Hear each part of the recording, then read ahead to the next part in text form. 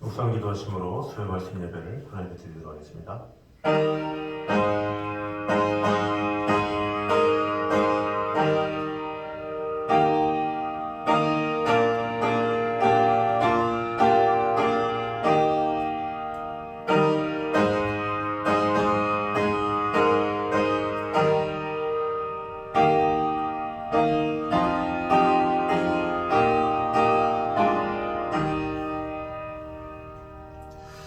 우리에게는 한 하나님 곧 아버지가 계시니 만물이 그에게서 났고 우리도 그를 위하여 있고 또한 한 주 예수 그리스도께서 계시니 만물이 그로 말미암고 우리도 그로 말미암아 있느니라. 아버지 하나님, 우리에게 늘 역사하시고 은혜 주시고 우리에게 살아갈 이유와 존재의 의미를 주신 주님, 오늘도 살아계신 하나님 앞에 나와 예배하며 우리의 마음이 주님을 향하며 아버지 하나님께서 우리를 향하신 그 뜻이 무엇인지를 깊이 있게 하는 귀한 시간 될 수 있도록 주님 함께하여 주시옵소서. 예수님 이름으로 기도드립니다. 아멘. 우리 찬송가 327장 찬양하겠습니다.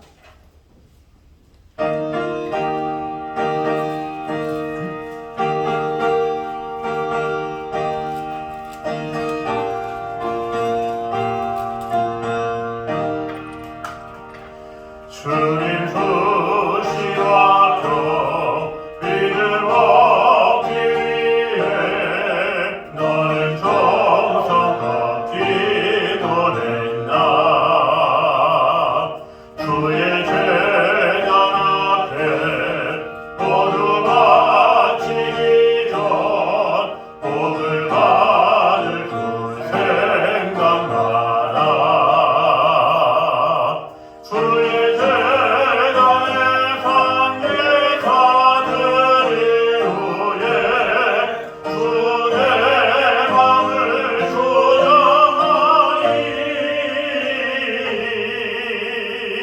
주의 뜻을 따라 그와 동행하면 영생 복락을 누리겠네. 주의 맑은 빛에 항상 활동하며 선한 사업을 힘쓰겠나. 자유 얻으려면 주의 뜻을 따라 너의 모든 것이 생하라. 주의 재단에 산제사들을 위해 주의 맘을 조장하리. 주의 뜻을 따라 그와 동행하면 영생 복락을 누리겠네. 주의 재단 앞에 모두 바치우에 주와 온전히 사귀겠네.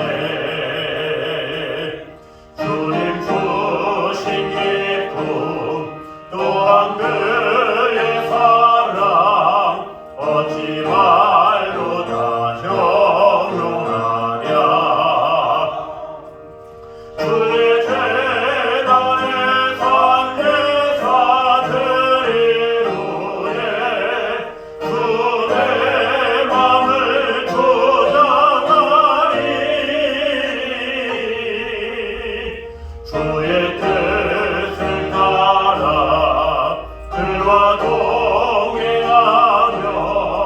영생 복락을 누리겠네.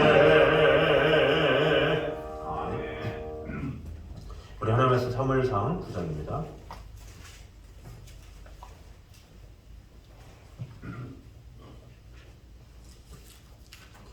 사무엘상 9장 15절에서 27절까지 말씀입니다.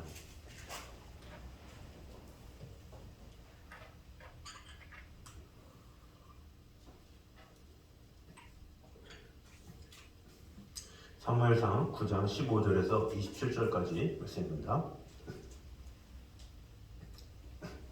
사울이 오기 전날에 여호와께서 사무엘에게 알게 하여 이르시되 내일 이맘때 내가 베냐민 땅에서 한 사람을 내게로 보내니 너는 그에게 기름을 부어 내 백성 이스라엘의 지도자로 삼으라. 그가 내 백성 블레셋 사람들의 손에서 구원하리라.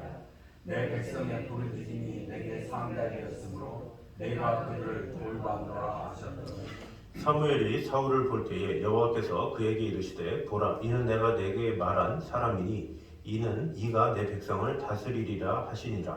사울이 성문한 사무엘에게 나아가 이르되 선민자의 집이 어딘지 청하는데 내게 가르치소서 하니 사무엘이 사울에게 대답하여 이르되 내가 선견자이니라. 너는 내 앞서 산당으로 올라가라. 너희가 오늘 나와 함께 먹을 것이요 아침에는 내가 너를 보내되 내 마음에 있는 것을 다 내게 말하리라. 사흘 전에 이룬 내 암나기들을 염려하지 말라. 체하느니라. 온 이스라엘이 사모하는 자가 누구냐? 너와 내 아버지의 온 집이 아니냐 하니라. 사울이 대답하여 이르되 나는 이스라엘 지파의 가장 작은 지파 베냐민 사람이 아니니이까 또 나의 가족은 베냐민 지파 모든 가족 중에 가장 미약하지 아니하니이까 당신이 어찌하여 내게 이같이 말씀하시나이까 하니 사무엘이 사울과 그의 사환을 연구하여 객실로 들어가서 청한 자는 상설과 방패하였는데 객은 30명 가량이었더라. 사무엘이 요리인에게 이르되 내가 내게 주며 내게 두라고 말한 그 부분을 가져오라. 요리인이 넓적 다리와 그것에 붙은 것을 가져다가 사울 앞에 놓는지라. 사무엘이 이르되 보라 이는 부었던 것이니 내 앞에 놓고 먹으라. 내가 백성을 청할 때부터 너를 위하여 이것을 두고 이때를 기다리게 하였느니라. 그날에 사울이 사무엘과 함께 먹으니라. 그들이 산당에서 내려 성읍에 들어가서는 사무엘이 사울과 함께 지붕에서 담화하고 그들이 일찍 일어나 있을 동틀 때쯤이라. 사무엘이 지붕에서 사울을 불러 이르되 일어나라 내가 너를 보내리라 하며 사울이 일어나고 그 두 사람 사울과 사무엘이 그의 밖으로 나가서 다 같이 읽겠습니다. 성읍 끝에 이름에 사무엘이 사울에게 이르되 사환에게 우리를 앞서게 하라 하니 하라. 사환이 앞서가므로 또 이르되 너는 이제 잠깐 서 있으라. 내가 하나님의 말씀을 내게 들려주리라 하더라. 아멘. 자, 오늘 본문은 이스라엘 왕정의 계시 배경에 대해서 이제 보도하고 내용의 연속 부분이라고 볼 수가 있습니다. 이 사무엘과 사울의 만남 직전에 사무엘에게 임한 사울에 대한 여호와의 계시에 대해서 이제 오늘 보도하고 있는 그 장면이 15절에서 17절까지의 내용입니다.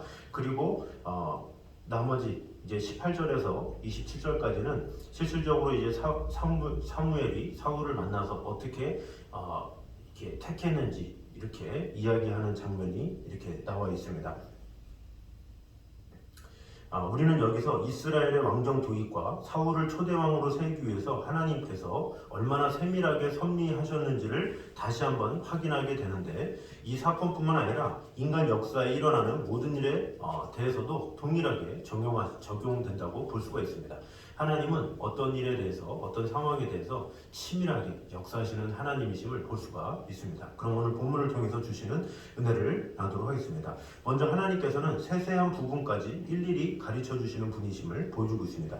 15절과 16절을 보면 하나님께서는 사무엘이 사울을 만나기 하루 전에 베냐민 출신의 사울이라는 사람을 내일 이맘때에 만날 것이니 그에게 이제 기름을 부어서 이스라엘의 지도자로 삼으라 이렇게 알려주신 것을 볼 수가 있습니다. 그리고 17절에 또 하는 말씀이 하나님은 사무엘이 사울을 볼 때 바로 어제 말했던 그 사람이다 이렇게 말씀까지 해주셨습니다. 그래서 이 말씀을 통해서 이 하나님께서 얼마나 자상하신 분인가 이것을 알 수가 있죠. 이 사울에게 있어서 사무엘에게 있어서 사울을 택함에 있어서 그 과정을 하나하나 알려주시면서 이 사무엘이 사울을 잘 택할 수 있도록 또 잘 이야기할 수 있도록 도우시는 것을 이제 볼 수가 있습니다. 만약 하나님께서 당신의 일을 하는 사역자에게 어떤 사건이나 인물을 선정하는 것들의 내용을 가르쳐 주지 아니하시면 이 사역자들은 또 실수를 범하거나 이를 그르치기가 쉬울 것이죠. 그러나 이 하나님께서는 이미 사무엘에게 다 일일이 말씀해 주셔서 이제 사울을 택해서 기름 붓는 과정까지 자연스럽게 할 수 있던 것을 볼 수가 있습니다. 우리 하나님은 무엇이든지 독단적으로 일을 처리하시는 분이 아니시고 오히려 자신의 비밀을 그종 선지자들에게 보이지 아니하고는 결코 행하심이 없느니라라는 아모스 3장 7절의 말씀처럼 그렇게 행하시는 분이다라는 것입니다. 사람을 세워서 그에게 계획을 주고 그로 말미암아 하나님의 일을 할 수 있도록 이렇게 하시는 분이 하나님이시죠. 창세기 18장 17절에도 나의 하려는 것을 아브라함에게 숨기겠느냐 하면서 아브라함에게 하신 말씀을 볼 수 있습니다. 이 아브라함에게도 뭐라고 그럽니까? 이 소돔과 고모라 성을 내가 멸망케 하리라 이렇게 말씀하시죠. 그렇게 말씀했기 때문에 아브라함은 그로 인해서 중보기도를 할 수 있었고 어떻게 다음에 대해서 계획을 세울 수 있었다라는 것입니다. 또한 이스라엘 백성들이 애굽에 있을 때에 하나님께서 모세를 부르시죠. 근데 그 모세를 부르시고 나서 이 앞으로 네가 애굽의 왕 바로를 만날 터인데 쉽지 않을 것이다 이렇게 이야기를 하시죠. 그냥 무조건 가라. 알아서 내가 해줄 테니 가라. 이렇게 되면 얼마나 막막했겠습니까? 그러나 하나님께서 미리 다 알려주셨다라는 거죠. 많은 어려움이 있을 거다. 바로가 거절할 거다. 강박할 거다. 그러나 내가 너와 함께 하겠다. 계속 하나씩 제한이 있을 때마다 이렇게 알려주셨기 때문에 이 모세가 그 모든 일을 잘 감당할 수 있었다라는 것입니다. 그것이 바로 하나님께서 일하시는 방식이다라는 것입니다. 그래서 우리를 자상하게 배려하시고 시적절하게 우리의 갈 길을 알려주시는 분이 하나님이시다라고 볼 수가 있죠. 그래서 우리도 항상 무슨 일을 할 때에 하나님의 응답을 위해서 간절히 기도하면 하나님께서는 성경 말씀을 통해서나 사람을 통해서나 기도를 통해서나 어떤 방법으로라도 우리를 이끌어 주시고 인도하시는 분이시다라는 것입니다. 그래서 우리는 하나님의 말씀을 들으려고 이 마음만 다하면 하나님께서 하나님의 때에 하나님의 방법으로 하나님의 사람을 통해 또 음성을 통해 말씀을 통해서 우리에게 들려주시고 은혜 주신다라는 것을 꼭 기억해야 된다라는 것입니다. 그러므로 우리 스스로 판단하고 우리 스스로 결정하고 이것이겠지 저것이겠지 감정에 따라 하는 것이 아니라 순간순간 하나님 앞에 아뢰면 하나님께서 다 책임져 주시고 인도해 주시고 나를 이끌어 주신다라는 것을 꼭 기억함으로 말미암아 세밀하신 또 자상하신 온유하신 그 하나님 앞에 모든 것을 아뢰며 진정한 응답을 얻는 저와 여러분 되시기를 주님 이름으로 축원합니다. 두 번째로는 하나님의 백성에게 하나님 외에 다른 왕은 영원히 없다라는 것을 볼 수가 있습니다. 16절에 보면 하나님께서 이렇게 사무엘에게 말씀하십니다. 내일 이맘때에 내가 베냐민 땅에서 한 사람을 내게로 보내리니 너는 그에게 기름을 부어 내 백성 이스라엘의 지도자로 삼으라 이렇게 말씀하고 있습니다. 사울을 지목하시면서 왕을 삼으라 이렇게 하지 않고 지도자로 삼으라 이렇게 말씀하고 있습니다. 분명히 백성들은 왕을 달라고 했고 하나님께서도 응답하셨는데 정작 왕을 주시면서 그를 가리킬 때에는 지도자 이렇게 말씀하셨죠. 이것은 무엇입니까? 온 세상의 왕은 나밖에 없다라는 거죠. 하나님은 지도자를 세운 거예요. 그냥 이끌 수 있는 사람들을 이렇게 지도할 수 있는. 그러나 진정한 왕은 하나님이시다라는 것을 분명히 알려주는 것이라고 볼 수가 있습니다. 여기서 말하는 지도자는 무엇입니까? 그저 지도자나 방백에 불과할 뿐이다. 인간일 뿐이다. 이런 것을 말하는 것입니다. 이스라엘 자손에게 오직 왕은 하나님밖에 없다는 것을 알려주고 있는 것이죠.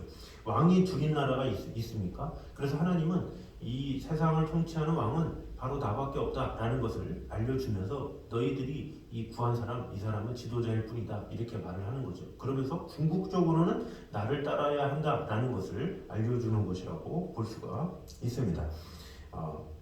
그래서 우리는 항상 성경에 이 나와 있는 그런 왕들에 대해서도 진정한 통치자는 하나님이시지 인간은 왕이 될 수 없다는 것을 알아야 된다라는 것입니다. 사울이 나중에 하나님께 버림을 받은 이유가 무엇이겠습니까? 그 원칙과 원리를 위배했기 때문이죠.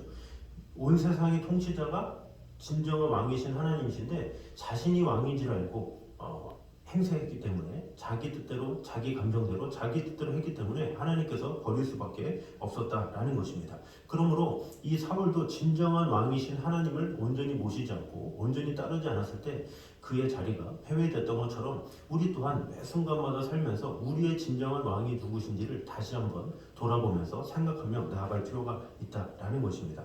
그래서 우리는 영원하신 하나님께서 우리의 왕이신 것을 잊게 되면 우리는 자꾸 내가 주인이 되거나 아니면 내가 바라보는 무엇인가가 주인이 되어서 그런 것에 주관하는 것에 따라갈 수가 있다라는 것입니다. 그래서 우리의 모든 상황 가운데 나의 진정한 왕은 오직 여호와 한 분 하나님이십니다라는 입술의 고백으로 나의 모든 주재권을 주님께 맡김으로 말미암아 하나님 안에 참된 화평과 평화를 누리는 저와 여러분 되시기를 주님의 이름으로 축원합니다.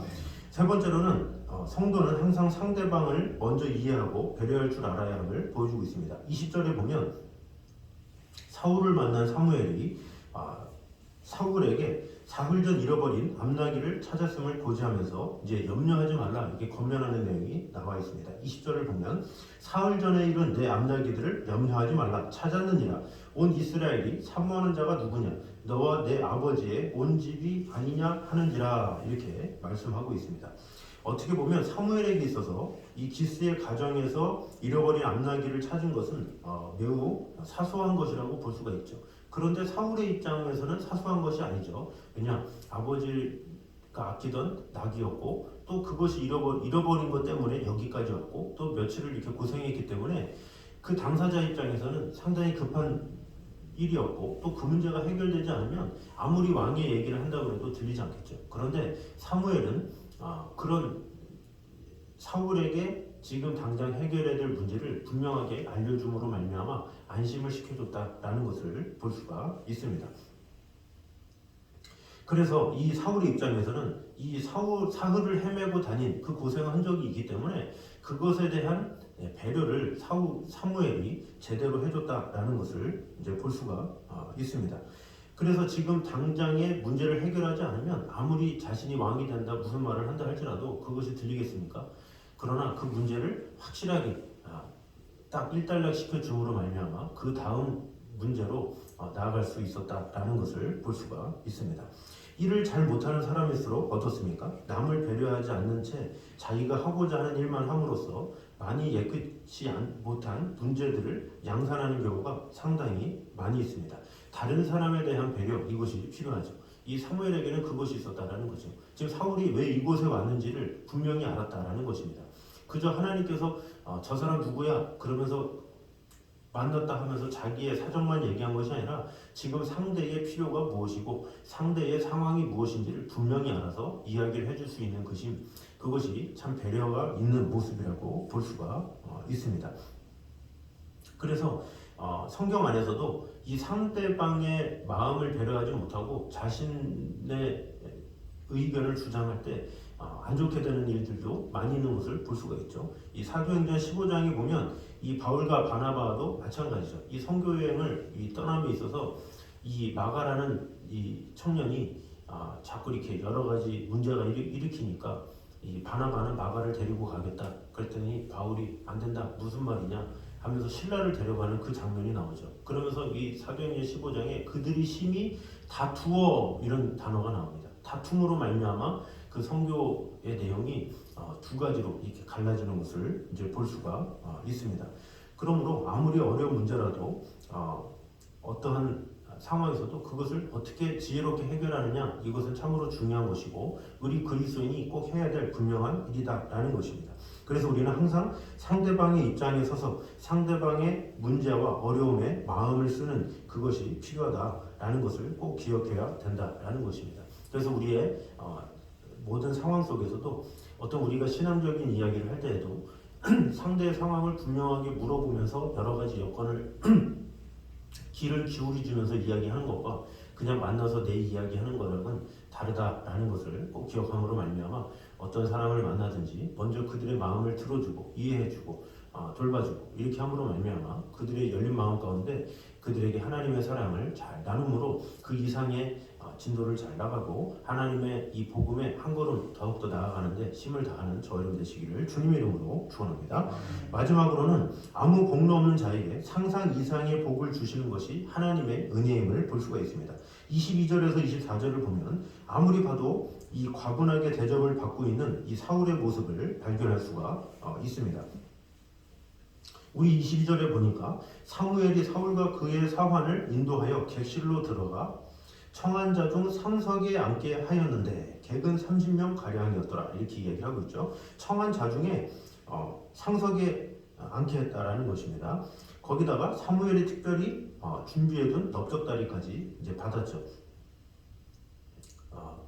사실 사울이 사무엘을 위해 무슨 일을 했다든지 뭐 국가를 위해서 거대한 업적을 취했다든지 그러면 이해가 가죠. 그러나 이 사울이 한 일은 아무것도 없다라는 거죠. 아무것도 한 것이 없는데 베풀어 줬다라는 것을 볼 수가 있습니다. 아무런 공로 없이 여러 귀빈들 앞에서 이와 같은 대접을 받았으니 얼마나 이 황송한 대접이었겠습니까? 물론 이것은 그가 장차 이스라엘의 왕이 될 것임을 나타내주는 것입니다. 사무엘로서도 장차 왕이 될 자에게 합당한 예를 나타낸 것이죠. 그러나 이런 과분한 대접이 단순히 사울이 왕으로 선택된 데 따른 예우라고만 생각한다면 오해일 수가 있습니다. 여기서는 한 가지 특별한 의미가 있습니다. 구체적으로 말하면 하나님의 은혜의 성격을 가르치는 의미가 있는 것입니다. 하나님의 은혜의 성격이 무엇입니까? 여러 가지로 설명할 수 있겠지만 그 가장 독특한 성격은 바로 전혀 받을 만한 자격이나 공로가 없는 사람에게 상상 이상의 복을 내려주시는 것이라는 것입니다. 아무리 봐도 왜 그 사람이 그러한 복을 받아야 하는지 그와 같은 특혜를 누려야 하는지 알 수가 없습니다. 사람의 생각으로는 이해할 수 없습니다. 혹시 만일 그것이 이해가 될 만한 성격의 것이라면 그것은 이미 은혜가 아닙니다. 거래이며 대가일 뿐입니다. 하나님께서도 종종 그렇게 하시는 것을 볼 수가 있습니다. 하나님을 위해 열심히 일한 자에게 더 좋은 것으로 주십니다. 넓게 보면 그것도 은혜에 속하겠지만 엄밀히 말하면 그것은 상급이지 성경이 말하고자 하는 은혜는 아닙니다. 성경이 말하는 은혜는 전혀 그런 것을 받을 만한 어떤 공로가 없음에도 불구하고 주시는 것, 그것을 가지고 은혜다 이렇게 말을 하고 있는 것입니다. 가장 대표적인 예가 바로 예수님께서 나의 주님이 되신 것입니다. 우리가 죄사함을 받을 이유가 있습니까? 우리가 무엇을 주님을 위해서 했습니까? 예수님께서 나를 위해 대신해서 죽으셔야 할 이유가 있었습니까? 전혀 없었죠. 우리는 죽을 수밖에 없는 벌레만도 못한 죄인이었죠. 어떠한 공로 하나도 없다라는 거죠. 근데 그럼에도 불구하고 하나님께서 이 세상을 너무나도 사랑하셔서 독생자 예수 그리스도를 보내주심으로 우리에게 구원을 허락하여 주시고 거기도 모자라서 하나님의 자녀로 택하여 주셨다라는 것입니다. 그것이 바로 은혜다라는 것입니다. 이해할 수 없는 것, 감당할 수 없는 것, 도저히 있을 수 없는 것, 그러나 하나님께서 하셨다, 이것을 가지고 은혜다라는 것입니다. 이렇게 알 수 없고 이해할 수 없는 은혜가 우리를 살릴 수 있습니다. 내 생명을 지탱해주고 내 가정, 직장, 사업, 나라와 민족을 지탱하게 해줍니다. 그러므로 이 은혜를 얼마나 인지하고 사느냐, 그런 자들은 항상 감격이 있겠죠. 늘 풍성함이 있겠죠. 왜냐? 받을 자격이 없음에도 불구하고 하나님께서 주셨기 때문에 어떻게 하면 내가 그 은혜에 보답할고 하면서 살아가는 그런 태도가 있다라는 것입니다. 바로 우리에게 그런 은혜가 있다면 우리는 무엇이든지 할 수 있고 하나님의 영광을 위해서, 하나님의 나라를 위해서 더욱더 마음을 다할 수 있을 것입니다. 그러므로 우리는 이런 하나님의 은혜를 잊지는 않았는지 다시 한번 돌아보면서 지금 이 사울이 하나님의 은혜로 말미암아 택하신 바 되어서 왕이 되었던 것처럼 우리 또한 하나님의 은혜로 택하신 바 되어 하나님의 자녀가 되었다는 것에 감사하면서 오늘 하루도 나를 지켜주시고 은혜 주시고 함께하신 하나님의 은혜 안에 거하는 저 여러분 되시기를 주님의 이름으로 축원합니다. 기도하겠습니다. 찬양주님 감사합니다. 우리와 함께하시는 주님, 지켜주시는 주님, 돌봐주시는 주님, 언제나 우리에게 가장 좋은 것을 주시는 하나님의 은혜를 찬양합니다. 우리가 무엇을 하는지, 우리가 가야 할 길, 우리가 알아야 할 것을 세밀하게 알려주시는 그 하나님의 친절하심과 그 은혜를 우리가 보게 되었습니다. 우리가 하나님 앞에 간절하게 구할 때 하나님께서 사람을 통해, 말씀을 통해, 환경을 통해서 우리에게 자세하게 알려주신다는 것을 꼭 기억함으로 말미암아 어떤 상황에서도 하나님 앞에 긴밀하게 물어보며 나아가는 성도들 될 수 있도록 주님 함께하여 주시옵소서. 또한 우리 삶의 진정한 왕은 오직 하나님 한 분뿐임을 오늘 보게 되었습니다. 세상에 많은 지도자들이 있지만 나의 삶을 주관하시고 나의 모든 것 가운데 역사하시는 분인 오직 왕이신 하나님이심을 꼭 기억하면서 그 하나님 앞에 모든 것을 맡기며 그 하나님만을 신뢰하며 나가는 성도들 되게 하여 주시옵소서. 또한 우리가 어떤 관계에 있든지 먼저 다른 사람들의 마음을 먼저 헤아릴 수 있는 마음 주셔서 그런 헤아리는 마음으로 우리가 정작 전해야 할 주님의 복음을 열심히 전할 수 있는 그런 계기가 될 수 있도록 주님 함께하여 주시옵소서. 또한 하나님께서 우리에게 주신 은혜가 있습니다. 받을 자격이 없는 우리에게 독생자 예수 그리스도를 보내주심으로 말미암아 영원한 생명을 주시고 또한 하나님의 자녀로 택하여 주셨습니다. 그 은혜에 늘 감사하면서 감격하며 살아갈 수 있는 그런 성도들 되게 하여 주셔서 우리가 순간순간 살아가는 그 이유를 하나님께서 나를 불러주시고 하나님께서 나를 위해서 행하신 그런 놀라운 은혜를 늘 기억하며 살아갈 수 있는 성도들 될 수 있도록 축복해 주시고 함께하여 주시옵소서. 예수님의 이름으로 기도드립니다. 아멘. 우리 찬송가 218장 찬양하겠습니다.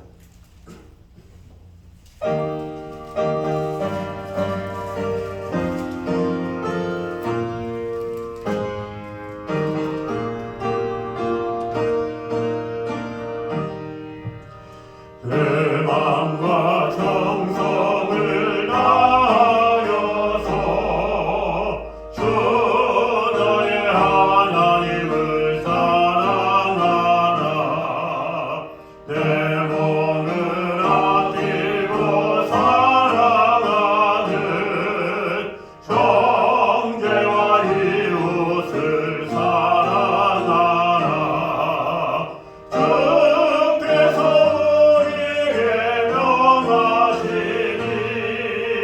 그 명령 따라서 살아가리. 널 미워해치는 원수라도 언제나 너 그렇게 사랑하라.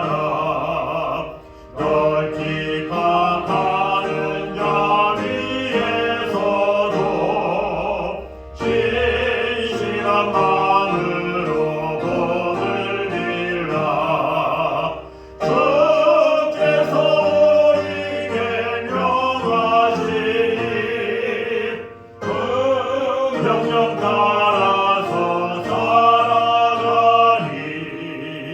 나 항상 주님을 멀리하고 형제를 사랑하지 못하였다. 이러한 죄인을 사랑하사 주께서 몸 버려 죽으셨다. 속죄 그 사랑 받으리모 내 생명 다 바쳐 충성하리. 아멘. 아멘. 이제 우리 주 예수 그리스도의 은혜와 아버지 하나님의 무한하신 사랑과 성령님의 교통하심이 늘 우리와 함께 하심으로 말미암아 우리에게 놀라운 은혜를 베풀어 주시는 그런 하나님만을 바라보기 원하는 이 자리에 있는 모든 성도들과 가정들 위해 이제부터 여기까지 함께 있기를 간절히 축원하옵나이다. 아멘.